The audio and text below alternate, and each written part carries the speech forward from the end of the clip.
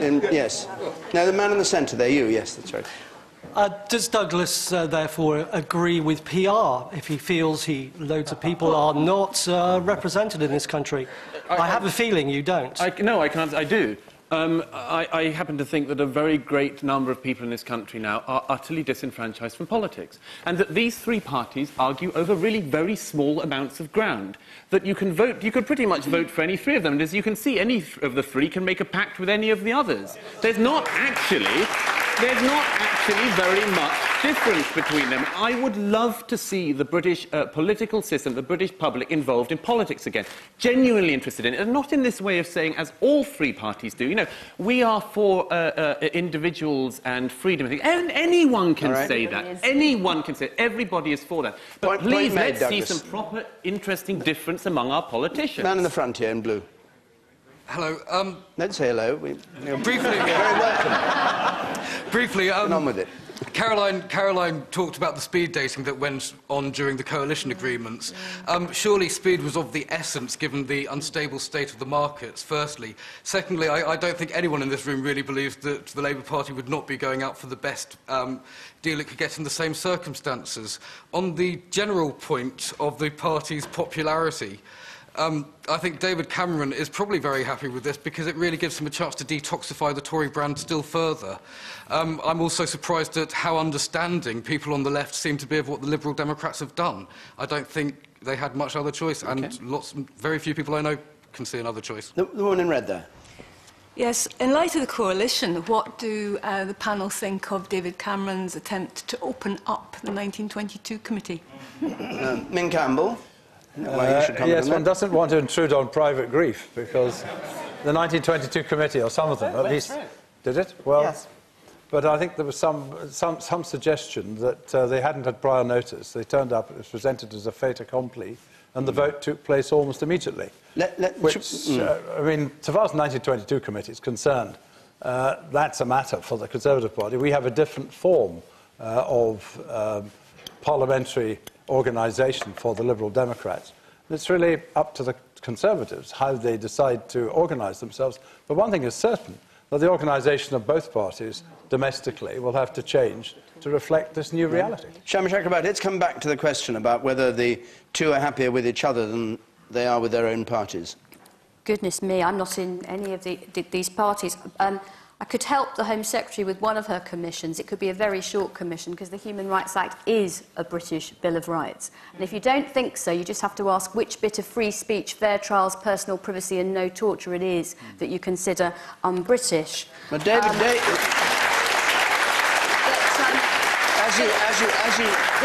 you know, David Cameron's original view was an invitation for terrorists to come to Britain.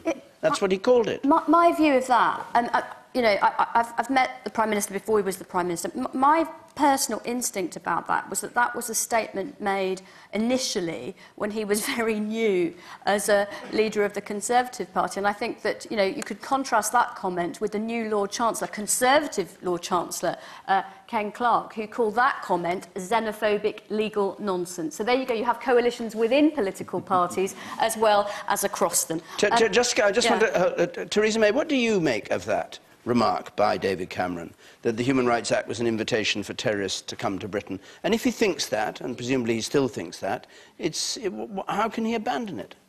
Well, it was a reflection of some of the cases that had been seen. I mean, we've been you talking thought that about too, did we've you, been talking about issues earlier. What I thought was that it was right to say that we should replace it with a Bill of Rights, which actually balanced rights with responsibilities. It does. And that's the work that will be undertaken by the Commission. And it's absolutely clear in here in terms of our responsibilities for the European Convention on Human Rights. I think Douglas made an important point, which is well, I personally think that life is about coalitions, and the rest of us have to kind of make compromises in real life. And certainly, even traditional big political parties are coalitions too. But Douglas makes an important point. If this is the new politics, where there's going to be more negotiation and coalition between parties, it's probably more important than ever that the parties, when they go out and fight an election, have a more distinct identity and programme, so that people know what it is that's being voted for and then compromise. They're shouting at each other in Thirsk and Malton today, so there's obviously still dispute is still alive in one constituency that hasn't yet voted. I can take 2 or 3 more points from the audience, then we'll move on. You, sir. Yes, don't you think that the coalition government just shows how power-hungry politicians really are? That's your view? Yes. Let's make some comments, and you, sir, here, because presumably you voted, did you, in the election? Yes. You did. Were you disappointed with what happened? Yes, I was very disappointed. I won't ask you how you voted, unless you want to say, but... well, I voted for UKIP because... you weren't included in the coalition. You're okay. All right, and you, sir, in the second. See why you were disappointed. Man on the second.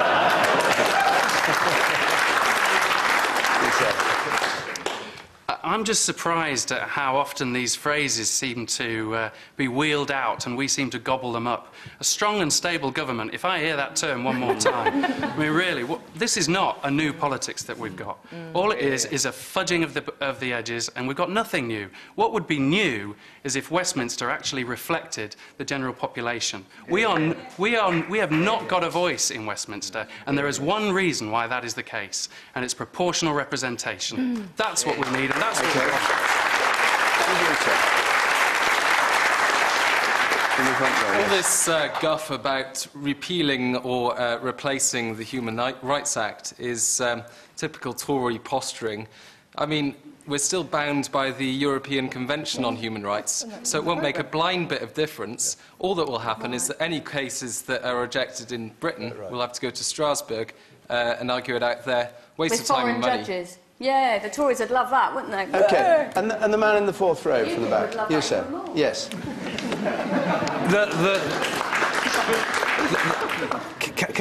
Cameron and his crew talked about the need for a stable government, so that they could, and the test of whether there was a strong and stable government would be how the markets would react. If you look at how the markets have reacted over the last week since they've been in power, look at where sterling was a week ago versus where it is today. I think the markets have spoken, and they've told the coalition really what they think about them. OK. There are other reasons for that. It's the problem of Greece and the problem of the euro being under threat and the unwillingness of Germany to help the bailout.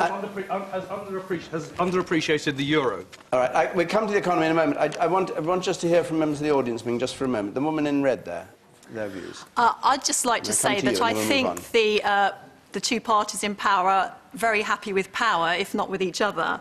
That I think what we should also consider, though, is that in political parties there is lots of division, and part of being in the cabinet, being Prime Minister, is balancing all of that in the cabinet.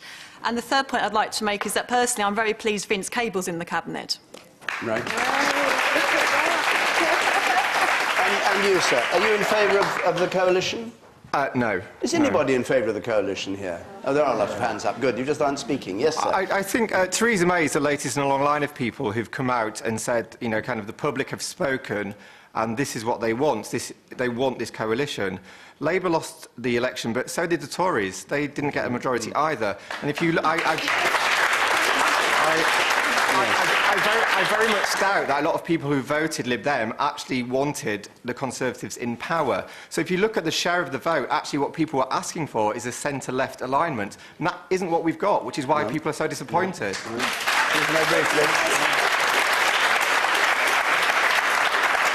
wanted to come back on that because I actually pointed out in my earlier remarks that, no, of course, we didn't win that outright majority.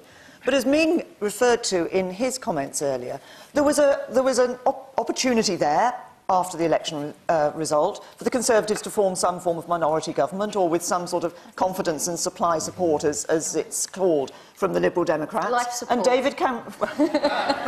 David Cameron and Nick Clegg were clear about this, that they talked about that.